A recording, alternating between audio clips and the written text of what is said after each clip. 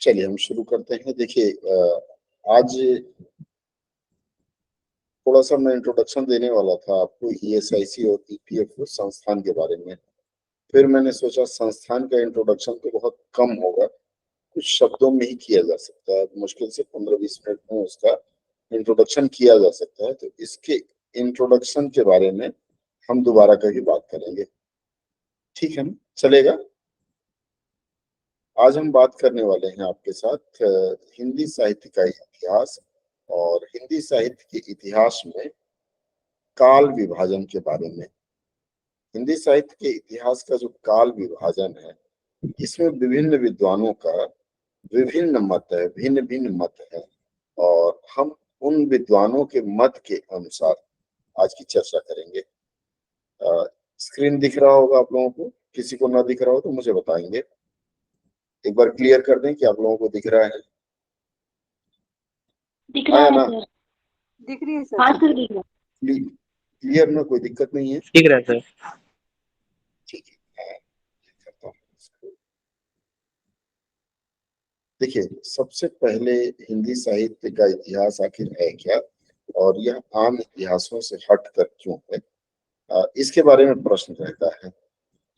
पूछा जाता है कि भाई ये आम इतिहासों से हटके क्यों है। ठीक है, अगर आम इतिहासों से हटके क्यों है, तो हर भाषा का अपना इतिहास होता है और हर भाषा की एक संस्कृति होती है।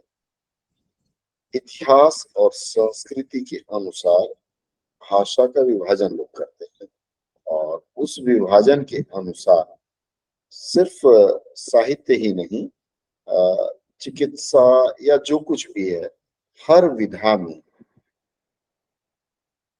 हर विधा का अपना विज्ञान, अपना इतिहास है, या कह सकते हैं अपना विज्ञान है। उसके अनुसार हर विधा चलती है। ठीक है, तो सबसे पहले अगर देखें तो साहित्य विभाजन, हिंदी साहित्य का जो विभाजन किया था, या हिंदी साहित्य के बारे में जिस व्यक्ति ने विशेष रूप से चर्चा की थी, उनका नाम था जॉर्ज ग्रियर्सन। जॉर्ज ग्रियर्सन ऐसे पहले व्यक्ति थे जिन्होंने हिंदी भाषा पर और उनके साहित्य पर कुछ किया था। जॉर्ज लिखा हुआ देखिए, इन्होंने हिंदी साहित्य को कुल 11 भागों में बांटा था। नोट करते चलिएगा जो मैं बताता जा रहा हूँ। कारण क्या है, ये स्लाइड हो सकता है मैं आपको शेयर ना कर पाऊं। ठीक है, नोट करते चलिएगा, अगर कहीं असुविधा होगी तो बताइएगा, मैं स्लो हो जाऊंगा।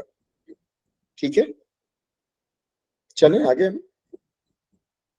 इन्होंने जो कुल 11 भागों में इसको बांटा था, उसको इन्होंने नाम दिया था, सबसे पहला नाम दिया था चारण काल। चारण का मतलब होता है कि उस समय के लोग गाना उना गाते थे, इसलिए उनको चारण काल का नाम दिया गया था। उसके बाद फिर उन्होंने कहा 15वीं शताब्दी का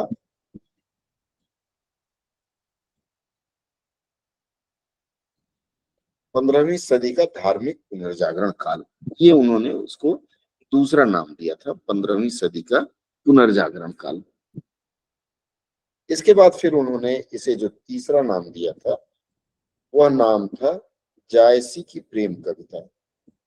जायसी की प्रेम कविता इसे इसलिए नाम दिया गया क्योंकि इसमें मलिक मोहम्मद जायसी साहब के रचे हुए प्रेम से संबंधित पूरी कविताओं का वर्णन मिलता है।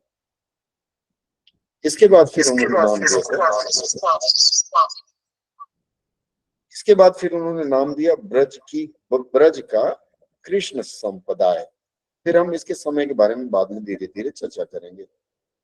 ब्रज का जो कृष्ण संप्रदाय है, आपको पता ही है कि ब्रज भाषा में भगवान श्री कृष्ण के बारे में बातें होती थी, या फिर भगवान श्री कृष्ण की चीजें रहती थी। बीना जी, मैं क्लास में हूँ, आप बाद में बात करें प्लीज। उसके बाद फिर आया मुगल दरबार। मुगल दरबार में भी साहित्य सृजन हुआ। साहित्य सृजन का मतलब है कि मुगल दरबार में भी गीत, संगीत, इन चीजों की रचना और इनकी चर्चा चलती थी। मुगल दरबार के बाद फिर अगला जो आया, मुगल के बाद आपको पता होगा कि अकबर के जमाने में महाराज तुलसीदास जी हुआ करते थे। तो तुलसीदास जी का समय आया। तुलसीदास जी के समय के बाद फिर रीति काव्य हुआ। इसमें थोड़ी सी वर्तनी की गलती है, थोड़ा सुधार के पढ़िएगा आप लोग। रीति काव्य आया। रीति काव्य के बाद फिर आया तुलसीदास के बाद वाले जो काव्य हुए हैं उसको कहा गया तुलसीदास के अन्य परवर्ती। फिर उसके बाद शुरू हो गया 18वीं शताब्दी, और 18वीं शताब्दी में कंपनी अर्थात British company, east India company, उसके शासन काल में हिंदुस्तान में जो साहित्य सृजन हुआ उसको, और उसके बाद फिर महारानी विक्टोरिया के शासन काल में हिंदुस्तान, महारानी के विक्टोरिया काल में जो हिंदुस्तान था उसकी जो रचनाएं हुई उसको उन्होंने एक अलग नाम दिया। इसके बाद फिर हम थोड़ा सा और आगे बढ़ते हैं तो इसको फिर, चूंकि कोई भी काल आप बांटते हैं तो उसको समय के अनुसार, मतलब किस काल में कौन से सन में कौन सा काल हुआ, फिर कौन से सन में कौन सा काल हुआ, अगर इसे देखें तो सबसे पहले 1913 में इनका नाम था मिस्र बंधु विनोद। मिस्र बंधु विनोद जी ने इसके अलग अलग रूपों की व्याख्या की, और उन्होंने जैसा बताया कि सबसे पहले आरंभिक काल उन्होंने लिखा। आरंभिक काल शुरू हुआ 600 से 1000 तक। उसके बाद उत्तर आरंभिक, उत्तर आरंभिक का मतलब उत्तर मतलब बाद में, आरंभिक जो प्रारंभिक हुआ था उसके बाद वाला जो काल हुआ उसे इन्होंने 1344 से 1444 तक दिया, बीच के कुछ वर्ष इन्होंने नहीं दिया है। उसके बाद 1445 से 1560 तक को माध्यमिक काल इन्होंने बताया। इसके बाद फिर अगला इन्होंने प्रौढ़ माध्यमिक काल बताया जो 1561 से 1580 तक था। इन सब में से प्रश्न पूछा जा सकता है। उसके बाद फिर इन्होंने आगे बताया अलंकृत काल। अलंकृत काल बाद में हम देखेंगे कैसे कैसे बदला। 1681 से 1790 तक का जो काल था उसे अलंकृत काल के नाम से जाना गया। फिर से वही अलंकृत के बाद फिर आया उत्तरालंकृत काल, मतलब अलंकृत काल के बाद वाला जो काल है उसे नाम दिया गया उत्तरालंकृत उत्तरालंकृत काल, और यह था 1791 से 1889 1889 तक। फिर उसके बाद हिंदी साहित्य के इतिहास का काल परिवर्तन हुआ, मतलब उसमें कविताओं का या गद्य का इसका प्रारूप बदला, और इसके लिए फिर इसका नाम दिया गया परिवर्तन काल। ये 1890 से 1925 तक है। मतलब यह वह समय था जब ब्रिटिश राज भारत से वापस जाने की क्रमशः तैयारी करना शुरू कर रही थी, और उसके बाद उन्होंने 1926 के बाद का जो काल था या अब तक जो चला रहा है उनके अनुसार यह काल वर्तमान काल कहलाया। इसके बाद फिर दूसरे जो आचार्य हुए, आचार्य रामचंद्र शुक्ल जी ने 1929 में 1929 में आचार्य रामचंद्र शुक्ल जी द्वारा हिंदी साहित्य के इतिहास के काल का जो विभाजन किया गया उसे सर्वसम्मति से इतिहासकारों ने माना। बाकी जिन लोगों ने दिया वह आपको इसलिए जानना है क्योंकि इतिहास है तो जानना जरूरी है। और इन्होंने जो सबसे पहला काल दिया था ये 1050 1050 से इन्होंने इस काल का नाम दिया। 1050 से 1375 तक इसे आदिकाल का नाम दिया गया। चूंकि आदिकाल था, लड़ाई झगड़ों का काल था, इसलिए इसमें चारण कवि होते थे। देखिएगा ग्रियर्सन साहब ने इसे चारण काल का भी नाम दिया है। तो इससे वीर गाथा काल भी कहा गया।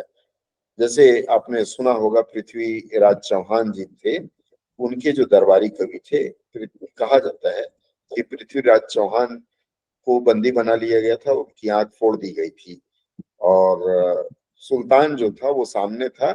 शब्द वेदी बाण चलाना जानते थे पृथ्वीराज चौहान, और उनके जो मित्र थे चंद्रबरदाई, उनको बुलाया गया था साथ में।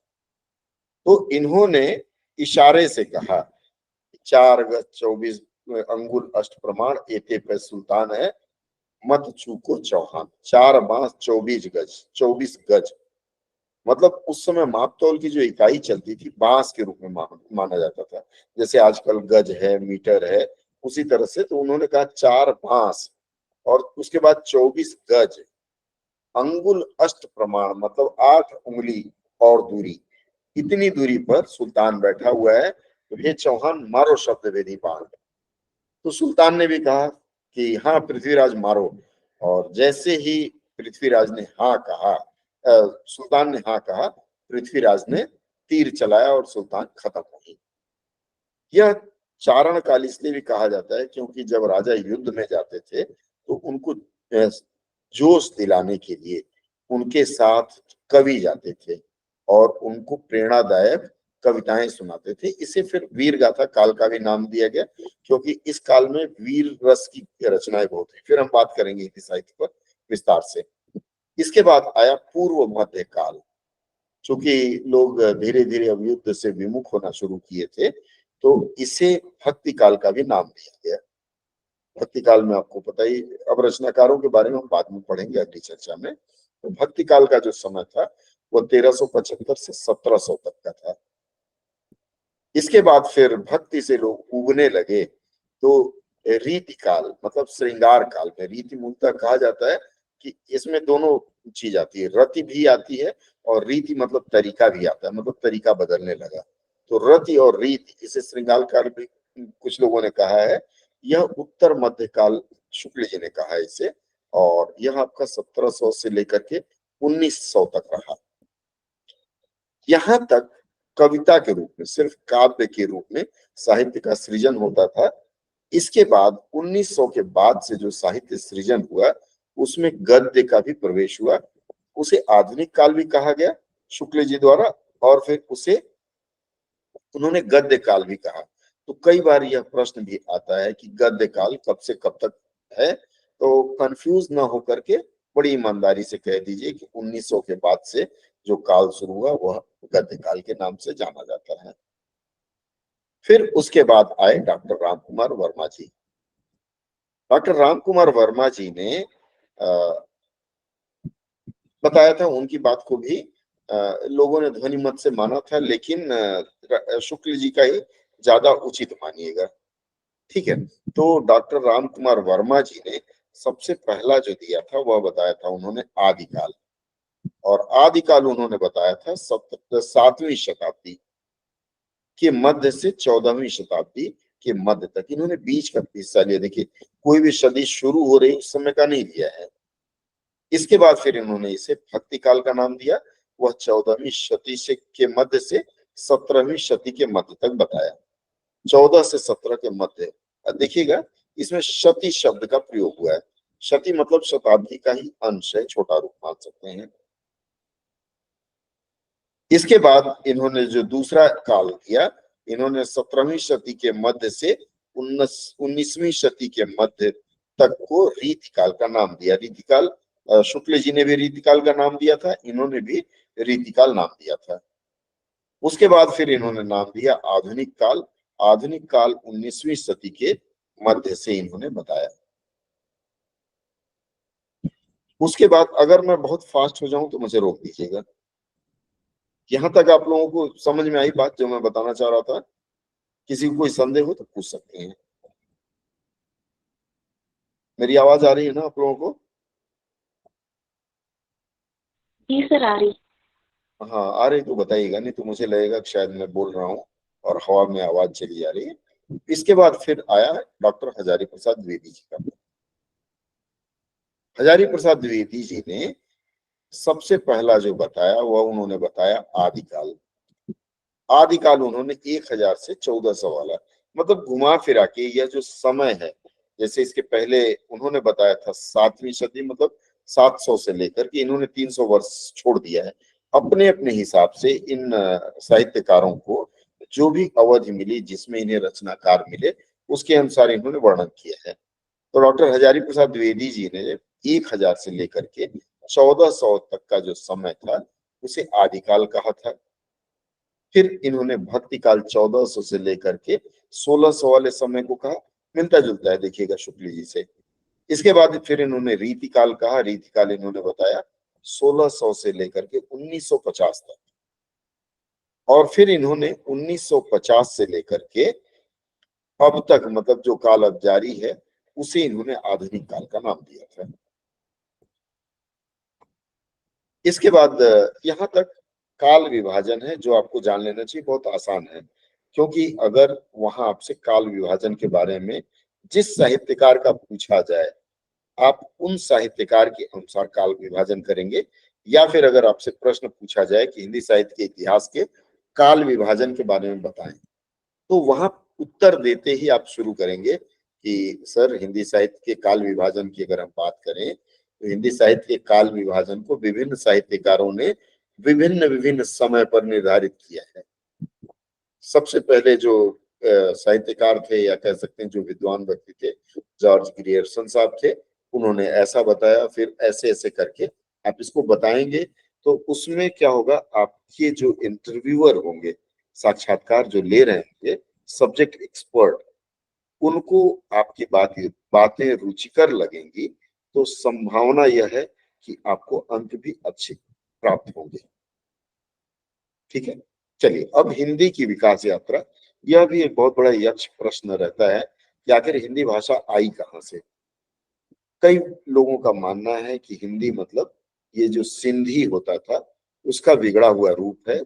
सिंधु नदी के किनारे के लोग बसे हुए, वह सिंधी सिंधी से फिर हिंदी बन करके आया। अगर देखा जाए कि ये खड़ी बोली वाली जो हिंदी है, हिंदी को लोगों ने विशेषकर अवधी, बाकी जो बोलियां थी या भाषाएं थी, उनमें से निकाले हुए शब्दों को लेकर के खड़ी बोली का जो प्रचलन पहले चला, खड़ी बोली को ही लोगों ने हिंदी मानना शुरू किया था। और उसका जो प्रचलन शुरू हुआ, उसकी विकास यात्रा सबसे पहले दिल्ली, कन्नौज, अजमेर क्षेत्र मानी जाती है। दिल्ली मतलब इसमें मेरठ वगैरह भी समाहित है। हुआ क्या था कि यह जो क्षेत्र है, यहाँ मुगल आए थे और मुगल अरबी फारसी शब्दों का प्रयोग करते थे।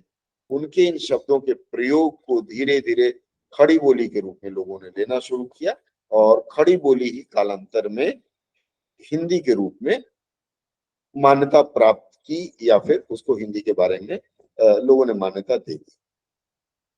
और यह माना जाए कि हिंदी साहित्य में सबसे बृहद रचना अगर कोई है तो वह पहली रचना है पृथ्वीराज रासो। फिल्म भी देखा होगा आप लोगों ने इसके ऊपर। पृथ्वीराज रासो बहुत अच्छी कहानी, वही आप कह सकते हैं चंद्र बरदाई ने लिखा है। आप इसके बारे में विस्तार से पढ़ेंगे तो पता चलेगा कि यह सुन करके लिखा गया था। और पूरी की पूरी देखिए लिखा हुआ है कि पृथ्वीराज महाराज की यह जीवन गाथा थी, उनकी प्रेम कहानी, कैसे कैसे उन्होंने क्या किया, सारी चीजें सारी चीजें इसमें समाहित थी। अब थोड़ा सा एक काल हम और देखते हैं, आदिकाल हम फिर चर्चा करेंगे। हम भक्ति काल से शुरू करते हैं, क्योंकि भक्ति काल पर ज्यादा फोकस रहता है परीक्षकों का, भक्ति काल के रचनाकारों के बारे में। इसके बाद कुछ लोग श्रृंगार काल या फिर कुछ लोग रीति काल के बारे में बात करते हैं, तो हम कुछ लोग फिर छायावाद, हम उस पर धीरे धीरे चर्चा करना शुरू करेंगे। भक्ति काल की हम बात करें तो भक्ति काल को सर्वमति से 1375 से 1700 तक का जो समय था वह भक्ति काल से माना गया है। ये जो भक्ति काल थी, या भक्ति काल की जो रचनाएं थी, समस्त रचनाएं भक्ति भावना से भरपूर थी, भक्ति भावना से ओतप्रोत थी, इसलिए भक्ति काल कहा गया। अब ये जो भक्ति काल है यह दो भागों में खंडित हुआ, या दो भागों में विभाजित हुआ, और जो भाग विभाजित हुए उन्हें काव्य की धाराएं कही गई। पहली जो काव्य धारा निकल कर आई वह हुई निर्गुण भक्ति द्वारा। निर्गुण मतलब किसी को भी भगवान के रूप में नहीं पूजा गया। इसमें आप देखिएगा उद्धव जी की रचना है खूब। जब उद्धव जी आते हैं ग्वाल बालिनों को समझाने कि भाई कहाँ पड़ी हो तुम लोग कृष्ण के चक्कर में, ये निर्गुण भक्ति करो, कृष्ण कोई थोड़े ही भगवान है या फिर मनुष्य, इस तरह के। तो निर्गुण भक्ति धारा थी, और उसके बाद फिर सगुण भक्ति धारा, दो धाराएं चली। फिर आगे चल करके निर्गुण भक्ति धारा को दो भागों में फिर बांटा गया। इसमें सबसे पहला जो आया वह है संत काव्य। मतलब निर्गुण कई संत थे, जिसमें कुछ लोगों का मानना है कि कबीरदास भी निर्गुण में ही आते हैं, क्योंकि उन्होंने किसी भी भगवान की बात नहीं की। और उन्होंने कई पंथों के पूजा पाठ के तरीकों को भी उन्होंने उस पर कटाक्ष किया है। ठीक है, तो ये संत काव्य, इसे ज्ञानाश्रयी शाखा के रूप में भी जाना जाता है। और इसके बाद इसके जो प्रमुख कवि रहे इस समय के, उनमें कबीरदास जी हैं। कबीरदास जी के बाद फिर नानक देव हैं, फिर दादू दयाल आए, रैदास आए, मलूक दास आए। दास मलूका कह गए सबके राजा राम। ये आप लोगों ने सुना होगा, अजगर करे न चाकरी, पंछी करे न काम। ये मलूक दास बाबा वही थे। उसके बाद फिर सुंदरदास आए, सुंदरदास के बाद धर्मदास आए, और इस तरह से लंबी परंपरा है। लेकिन मुख्य रूप से ये रचनाकार हैं, क्योंकि ये संत हैं, रचनाकार नहीं है। ये अपना मस्त होके गाते थे, और इनके जो भक्त लोग थे, इनके भक्त लोग इनकी रचनाओं को लिपिबद्ध करते थे, और लिपिबद्ध करके फिर उनकी रचनाएं प्रकाशित हुई, बहुत बाद में हुई। इसके बाद फिर हम आगे आते हैं। अगली जो धारा बनी, उस धारा को सूफी काव्य कहा गया, मतलब निर्गुण भक्ति धारा। वहां सगुण में आए थे, निर्गुण, क्षमा करें, निर्गुण भक्ति धारा का ही वहां मैंने बताया था। निर्गुण भक्ति धारा का जो दूसरा हिस्सा बना हुआ सूफी काव्य बना। सूफी काव्य जो बना, सूफी लोग थोड़ा बहुत मस्जिदों से प्रभावित थे, या यह कह सकते हैं कि मस्जिदों में जो गीत कव्वालियां या उनके लिए जो रचनाएं हुई, वह सूफी काव्य धारा में निकल गई। सॉरी, सूफी काव्य धारा को प्रेमाश्रयी शाखा भी कहा गया। और इसमें सूफियाना आप लोगों ने सुना होगा, आजकल तो लोगों ने बदल दिया है इसका। इसमें जायसी साहब का नाम आता है, कुतुबन जी का नाम आता है, मंझन थे, शेख नवी थे, कासिम शाह थे, नूर मोहम्मद। देखिए, समस्त लोग यहाँ इस्लाम के फॉलोअर हैं, इस्लाम मानने वाले हैं, मुस्लिम हैं, क्योंकि ये मस्जिदों में गाई जाती थी सूफी, या फिर उनकी धाराओं में गाई जाती थी। तो ये सूफियाना में ये जो नाम मैं आपको बता रहा हूँ, ये प्रमुख कवियों के नाम है, प्रमुख रचनाकारों के नाम है। तो इनको फिर हम लोग बीच में पढ़ेंगे, इनकी दो एक रचनाएं, और उस पर हम लोग मंथन कर लेंगे। क्योंकि देखिए, आप लोग ऐसे परीक्षा के लिए जा रहे हैं जिसे कमजोर मत समझिएगा। जो अविवाहित बच्चे हैं, जिस दिन यूपीएससी क्वालिफाई करेंगे, उस दिन अपना स्टेटस लगाएंगे कि मैं यूपीएससी क्वालिफाई कर गया, दहेज का रेट धड़ से बढ़ा देंगे सब अपने आप। ठीक है, तो आप यह मान करके चलिए कि यूपीएससी का मतलब इतना आसान नहीं रहेगा, और आप लोगों को पढ़ाई उसी अनुसार करना होगा। मैं छोटा सा एक, जस्ट मोनोटोनस ना हो जाए, तो हमारी शादी के समय एक कविता चलती थी। वहां कहा जाता था इंटर लिंटर। इंटर मतलब 12वीं पास, और घर अगर लिंटर का है तो इंटर लिंटर 10,000, मतलब उसका दहेज 10,000 होता था उस जमाने में। मैं 89 की बात कर रहा हूँ, 91 की। और फिर बीए बीएससी 20,000। तो बीएससी की बात बहुत कम लोग पढ़ते ही थे। Inter lintel 10,000। उसी तरह से आप भी यूपीएससी में जाएंगे ना, तो आप लिखिएगा मैं दहेज नहीं लूंगा, और लिख करके फिर बैनर टांगिएगा। चलिए आगे बढ़ते हैं हम लोग। भक्ति काल, ये मैंने छायावाद वाली बात कर दी। भक्ति काल में फिर सगुण भक्ति, निर्गुण हमने बताया, निर्गुण के बाद फिर भक्ति धारा आई, सगुण भक्ति धारा। और यह जो सगुण भक्ति धारा हुई, इसके भी दो शाखाएं बनी। अब सगुण भक्ति धारा में राम और कृष्ण आ गए। किसी ने राम की पूजा की और किसी ने कृष्ण की।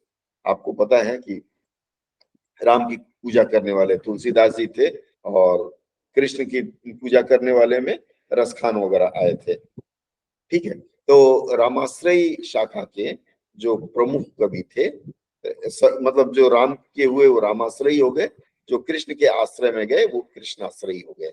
अब रामाश्रयी जो शाखा थी, उसके जो प्रमुख कवि है जिनके बारे में हमें जानना चाहिए, उनका नाम है तुलसीदास, फिर अग्रदास, नाभादास, केशवदास, हृदय राम, प्राणचंद, और महाराज विश्वनाथ सिंह और रघुनाथ सिंह। रघुनाथ सिंह और महाराज विश्वनाथ सिंह, प्राणचंद, इन तीन लोगों के बारे में मैंने भी नहीं पढ़ा था। अब पहली बार मैं इनको देख रहा हूँ, तो जो पहली बार दिखे उसके बारे में थोड़ा सा ज्यादा उत्सुकता दर्शानी चाहिए। फिर कृष्ण भक्ति वाले जो है कृष्णाश्रयी शाखा कहा गया।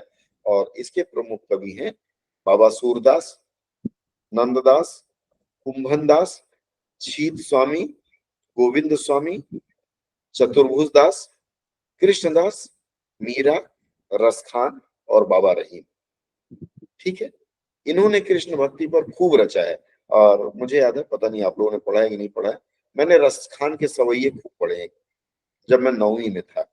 फिर बाबा रहीम का हमने पढ़ा है, कुछ सूरदास का पढ़ा है। तो बाकी जो नहीं पढ़ा है उसको हम लोग पढ़ लेंगे। इसके बाद आते हैं अगला जो हमें पढ़ने लायक है, वह है कि इसमें 4 प्रमुख कवि थे।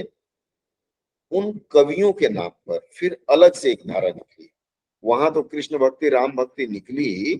ये जो कबीर दास जी थे 1398 से 1518 तक, या मलिक मोहम्मद जायसी साहब थे 1477 से 1542 तक, या फिर बाबा सूरदास थे 1478 से 1583, या फिर बाबा तुलसीदास थे, इन लोगों की फिर काव्य धारा अलग अलग मान्यता प्राप्त की।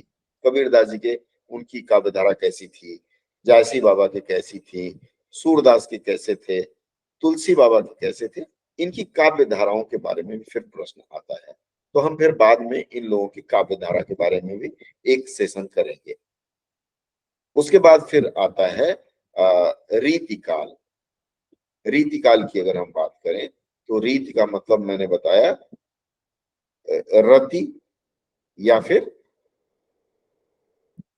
एक मिनट, हाँ, रीति का मतलब होता है रति, रति का मतलब होता है श्रृंगार। और कुछ लोगों ने इसको रीति रिवाज के रूप में लिया, तो इसे 1700 से 19 तक माना गया है, यानी 1643 ईस्वी से। क्या करेंगे सर रीति को बताएं? मतलब शैली भी हो सकती है ना? हाँ, शैली, वही तरीका या शैली। और नहीं तो रीति तो श्रृंगार से भी जुड़ा हुआ है। ठीक है, इस काल में अधिकांश कवियों ने क्या किया, रीति का मतलब परिपाटी हो गई, बंधी बंधाई। ठीक है, और इस काल की अधिकांश कवियों ने, मैंने जैसे बताया कि श्रृंगार वर्णन, अलंकार प्रयोग, छंदबद्धता, मतलब जो उनकी रचनाएं हुई, सारी बीच नारी है कि नारी बीच सारी है, या फिर और भी कई हैं, हम पढ़ेंगे उसमें। तो इन्होंने श्रृंगार वर्णन खूब किया, नक्षिक वर्णन जिसे कहा गया है।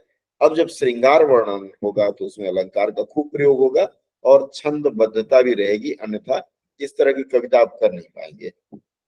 तो इससे बंधे ही रह गए। और इसमें आपको घनानंद का नाम आता है, बोधा जी आते हैं, ठाकुर जी आते हैं, गोविंद सिंह जैसे लोग आते हैं। इन लोगों ने जो रचना की, जैसे गंगानंद का जो है अलग ही ढंग का आपको मिलेगा। तो इन्होंने रीति मुक्त कविता की, मतलब इनकी कविताएं रीति से हटकर हैं। आप इनकी कविताएं पढ़े होंगे या पढ़ेंगे तो आपको आनंद आएगा, और आप देखेंगे कि नहीं, ये रीति से काफी हटकर है। तो इनको नोट रखिएगा आप लोग कि ये रीति काल के भले ही थे, लेकिन इन्होंने रीति मुक्त कविताएं की थी। ठीक है, इसके बाद इस काल को और भी नाम दिया गया, रीतिबद्ध किसी ने कहा, किसी ने रीति सिद्ध कहा, और किसी ने रीति मुक्त कहा। मतलब इसे 3 भागों में लोगों ने बांटा है। पहला रीति सिद्ध, एक मिनट, हाँ, हेलो,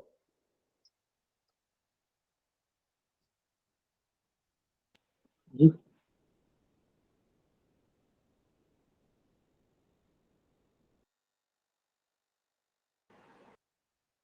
ठीक है, आगे हम बढ़ते हैं। तो इनके 3 भाग बनाए गए, उसमें एक एक भाग को अलग अलग नाम दिया। रीतिबद्ध मतलब जो रीति के साथ बांध के चले, रीति सिद्ध मतलब उनको तो उसी की महारत मान लिया गया, और रीति मुक्त जिन्होंने रीति मुक्त मतलब रीति से नहीं चले।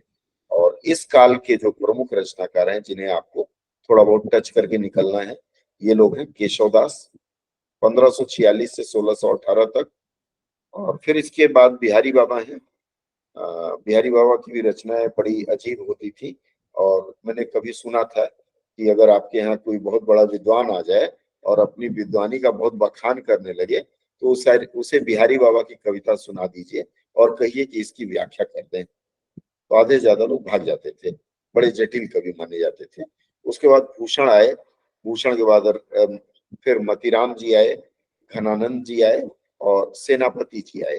तो इन लोगों की रचनाएं थोड़ी थोड़ी हमें टच करनी रहेगी, क्योंकि इनकी रचनाएं अगर टच कर लेंगे तो ये लीक से हट करके होंगे और आपके लिए बहुत अच्छा अंक दिला सकते हैं। इसके बाद फिर हम थोड़ा सा और आगे बढ़े, अगर आपको लगे कुछ बीच में तो आप मुझे टोक सकते हैं। इसके बाद का जो काल है, आधुनिक काल 1950 से और अभी तक चला आ रहा है। अब ये जो आधुनिक काल है, इसमें कविताओं का बड़ा नया नया प्रयोग हुआ। इसी में गद्य भी आ गया। आप देखिएगा कविताएं न तो छंद में है न तो लय में है, एक लाइन ऊपर लिखा एक लाइन नीचे लिखा और हो गई कविता।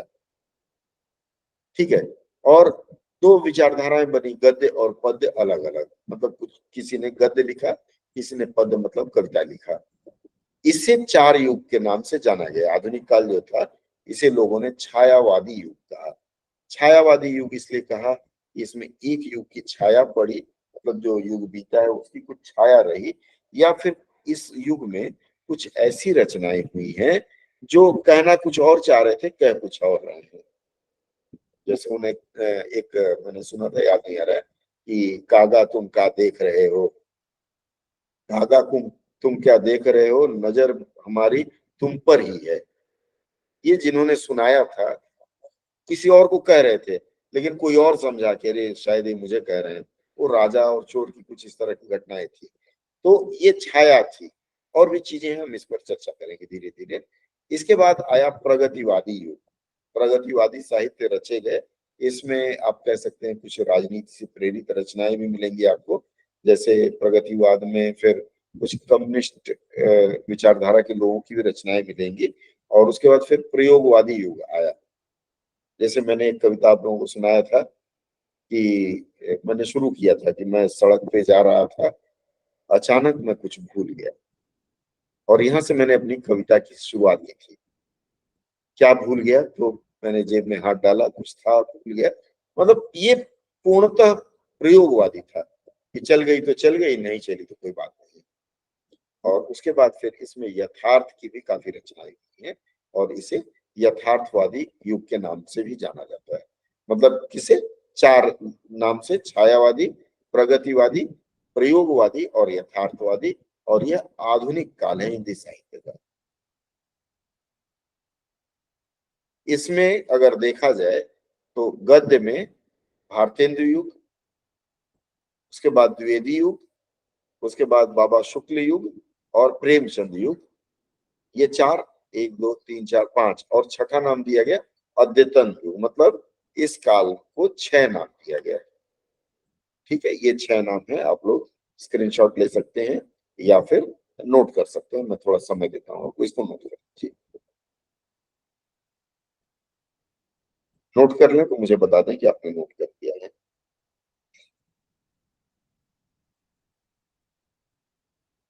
ठीक है, गुड़िया मैडम ने नोट कर लिया, इसका मतलब सबने कर लिया। आगे बढ़ते हैं, हम लोग अगली स्लाइड पे चलते हैं। अब देखिए, अब थोड़ा सा हम और विस्तार देना शुरू करते हैं कि ये जो आधुनिक काल है उसमें और क्या क्या घटनाएं हुई। तो अद्यतन युग के गद्य साहित्य में अनेक ऐसी साहित्यिक विधाओं का विकास हुआ है। मैंने आपको पहले ही बताया कि ऐसी ऐसी साहित्य सृजन हमने की जो पहले था ही नहीं। और करते गए तो उनको अलग अलग नाम देते गए। और अगर आप इन नामों को देखें तो इन नामों में अब नई नई विधाएं उत्पन्न हुई। इन विधाओं में डायरी डायरी लेखन एक विधा चली, फिर यात्रा विवरण चला। आपको पता है कि अगर देखा जाए कि भारतीय समाज में अगर यात्रा विवरण अधिकांश किसी ने लिखा है, तो मुझे लगता है अभी फिलहाल इस समय आदरणीय माला वर्मा जी ने लिखा है। उनकी 17 या 18 पुस्तकें केवल यात्रा विवरण पर है, और वह भी विदेश यात्रा पर। बाकी लोगों ने हो सकता है भारत की यात्रा पे लिखा होगा, लेकिन उन्होंने विदेश यात्रा पर हिंदी साहित्य में, हिंदी भाषा में 17 से 18 पुस्तकें लिखी है यात्रा विवरण। फिर इसके बाद एक और चलन चला आत्मकथा लिखने का। लोगों ने अपनी आत्मकथा भी लिखा है। फिर उसके बाद छोटे छोटे नाटकों का चलन चला, तो वह रूपक के रूप में आया। उसके बाद फिर तब तक रेडियो का भी विकास हो गया था, और रेडियो में भी नाटक आते थे। तो रेडियो के लिए भी लिखे जाने लगे, रेडियो नाटक इनको नाम दिया गया। फिर उसके बाद फिर फिल्मों का भी प्रवेश शुरू हो गया। तो स्क्रीन राइटिंग या स्क्रिप्ट राइटिंग जो है, पटकथा लेखन नाम से, यह एक नई विधा फिर शुरू हो गई। और पटकथा मतलब मूलतः वही स्क्रिप्ट लिखते हैं, और फिल्म आलेख मतलब सिनेमा की कहानी लिखना शुरू किए।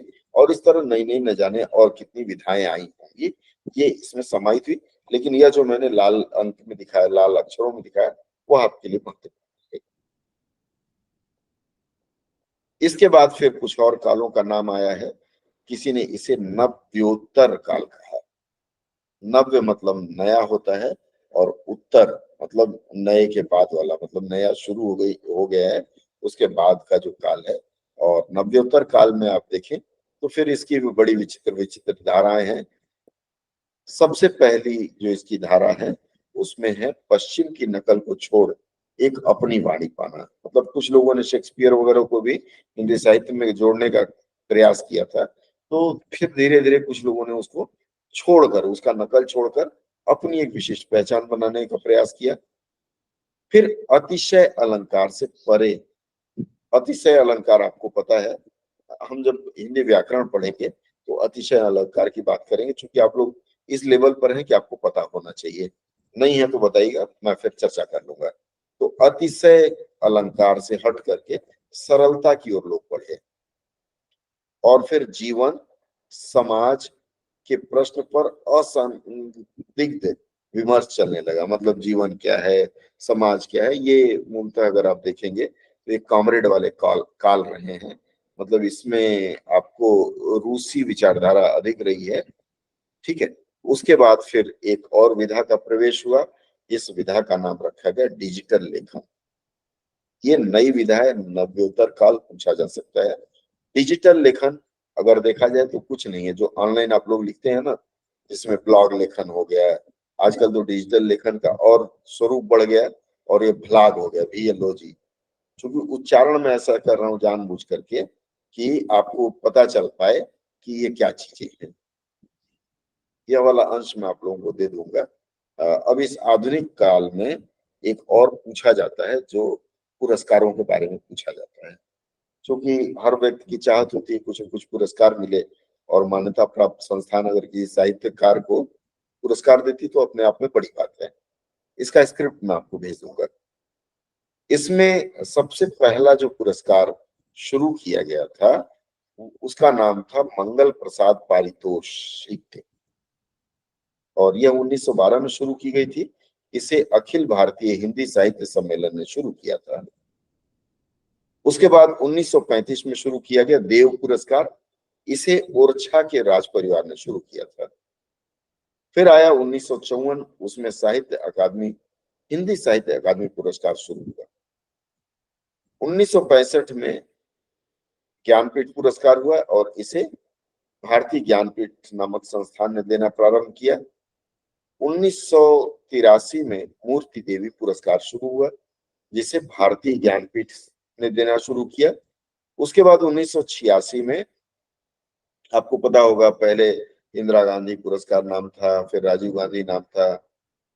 हाँ, राहुल गांधी नहीं था, इंदिरा गांधी नाम था, राजीव गांधी नाम था पुरस्कारों का। बाद में फिर जैसे जैसे सरकारें बदली, तो उसे राजभाषा कीर्ति पुरस्कार का नाम दे दिया गया। और राजभाषा कीर्ति पुरस्कार देती है राजभाषा विभाग, गृह मंत्रालय, भारत सरकार। और यह जानना आपके लिए महत्वपूर्ण रहेगा कि राजभाषा कीर्ति पुरस्कार में क्या है, कैसे है। हम इस पर विस्तार से एक दिन चर्चा करेंगे। उसके बाद फिर अगला पुरस्कार दिया गया भारत भारती सम्मान। इसे दिया है उत्तर प्रदेश हिंदी संस्थान ने। यह कुछ मान्यता प्राप्त संस्थाएं हैं जिनकी मैं बात कर रहा हूँ। ऐसे तो आजकल बहुत सारी ऐसी संस्थाएं हैं कि पैसा लेकर पुरस्कार देती हैं। आप उनको 5,000 रुपया दीजिए तो आपको कोई पुरस्कार दे देंगे, या आपसे कहेंगे कि आपको इस पुरस्कार के लिए चुना गया है, आप इतना रुपया दीजिए, आने जाने का तमाम खर्चे। तो इस तरह की बात चलती है। पहले के जो साहित्यकार होते थे, इन चक्करों में पड़ते ही नहीं थे। उनको जबरदस्ती खोज के दिया जाता था, साहब आपको हम फलाना पुरस्कार देना है, ये दे दीजिए, और उसमें पैसा भी दिया जाता था। इसके बाद 1986 में आया शलाका सम्मान। इसे हिंदी अकादमी दिल्ली ने देना शुरू किया। इसके बाद फिर शुरू हुआ व्यास सम्मान। व्यास सम्मान ये दिया है के बिरला फाउंडेशन ने देना शुरू किया। के बिरला फाउंडेशन एक और देती है पूर्ण सम्मान, उसका नाम है सरस्वती सम्मान, बहुत नाम है इसका। उसके बाद राजर्षि पुरुषोत्तम दास टंडन साहब के नाम पर दिया जाता है सम्मान, वह उत्तर प्रदेश हिंदी संस्थान देती है। उत्तर प्रदेश हिंदी संस्थान और भी कुछ सम्मान देती है जिसमें लोहिया साहित्य सम्मान है। उसके बाद महात्मा गांधी साहित्य सम्मान है, यह उत्तर प्रदेश सरकार के अंतर्गत की संस्थान है। उसके बाद आना शुरू हुआ हिंदी गौरव सम्मान, यह भी उत्तर प्रदेश हिंदी संस्थान देती है। फिर आया पंडित दीनदयाल उपाध्याय सम्मान, इसे भी उत्तर प्रदेश हिंदी संस्थान देती है। फिर अवंतीबाई सम्मान आया, अवंतीबाई के बाद फिर साहित्य भूषण आया, यह सब उत्तर प्रदेश हिंदी संस्थान देती है। उसके बाद आजीवन साहित्य साधना पुरस्कार, इसे देना प्रारंभ किया हरियाणा साहित्य अकादमी ने। फिर माधव प्रसाद मिश्र सम्मान दिया गया, सॉरी, उसके बाद महाकवि सूरदास सम्मान दिया गया। यहां तक सम्मानों की बात हुई और सम्मान या फिर पुरस्कार आपके लिए जानना आवश्यक था। मुझे लगता है आज की चर्चा हिंदी साहित्य के इतिहास से जुड़ी जिन चर्चाओं पर मैंने बात किया, 90% आप लोगों को चीजें स्पष्ट हो चुकी होंगी। जो लोग आज जुड़े हैं आज की चर्चा में या जो हमारे पुराने विद्यार्थी हैं, उनको मैं संभवतः यह पीडीएफ बना करके भेज दूंगा। अगर आप लोगों की इच्छा होगी तो इसकी चाहत जिन्हें होगी वह अपना निवेदन राजेश जी को दे सकता है, तो मैं उन्हें दे दूंगा। आप जिसको भी चाहिए राजेश जी से अपना निवेदन भेज दीजिएगा, राजेश जी आपको भिजवा देंगे। जिसको भी चाहिए, हैंड्सअप मैं नहीं देख पा रहा हूँ, ठीक है। आज की चर्चा से यदि आपको कुछ लाभ मिला है तो अगली चर्चा के लिए जरूर आइएगा और बता दीजिएगा। अगर लाभ नहीं मिला, आपको लगता है कि नहीं इस चर्चा का कोई लाभ नहीं है, तो फिर आज ही नमस्ते और सत श्री अकाल कर सकते हैं, ठीक है। अर्थात आज की चर्चा के बारे में आपका अभिमत मैं अवश्य चाहूंगा, ठीक है, कि कितना लाभकारी है। मुझे पूर्ण विश्वास है कि यह जो चर्चा हमने किया इसमें 2-3 प्रश्न आपसे पूछा जाएगा, ठीक है। आपका कोई प्रश्न हो तो बताएं, नहीं तो विदा लेते हैं, क्योंकि 9 बजे से दीपक सर का एडिटोरियल है, उसमें भी जुड़ना आवश्यक रहेगा। बताइए, किसी को कोई प्रश्न हो तो बताएं। सर इसका भी मॉक ले लेते सर। अभी तो पढ़ा दें आपको, मार्क तो लिया जाएगा। हाँ सर, हाँ मार्क सर, देखिए, वो तो है मैं एक जी। चीज और आप लोगों को बता दूं। चूंकि मेरा व्यक्तिगत अनुभव है, मेरे एक ऐसे मित्र हैं जो 10,000 मॉक टेस्ट दिए हैं। कितना दिए हैं? 10,000। 10,000। और वो मित्र staff selection commission junior Hindi translator का पेपर 1 कई बार क्वालिफाई नहीं कर पाए हैं।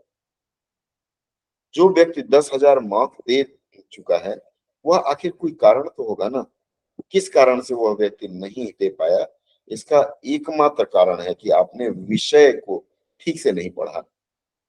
आप खाली मार्क खेलते रहे और मार्क से मक में आ गए, ठीक है।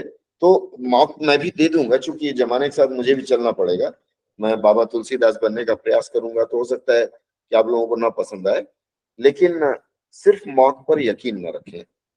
और ये मटेरियल ही मैं दे दूंगा, उसको रट लीजिएगा, फिर हम मार्क करेंगे, ठीक है। जी सर, और किसी का दीपक सर कोई भी तो वही करते हैं सर, एडिटोरियल के बाद मॉक लेते हैं, उसी एडिटोरियल का दीपक सर। हाँ जी जी, हाँ बिल्कुल सही कह रहे हैं। तो मैंने कहा ना कि मॉक भी आपका लिया जाएगा, लेकिन मैं चाहता हूँ कि आप लोग इसको रट लें तब मॉक दें, ठीक है। चलिए, और किसी का कोई प्रश्न? Okay sir, thank you sir. ठीक है, चलिए। हाँ बोलिए, श्वेता बोलिए। सर जैसे अभिनव सर का हमने एक सेशन लिया था, इंटरव्यू था उनका हुआ था, उन्होंने बताया था जानकारी हाँ, अभिनव सर का, तो उनको अभिनव, इंटरव्यू में, हाँ अभिनव सर का जो हुआ था, हाँ हाँ हाँ, पति पत्नी तो थे।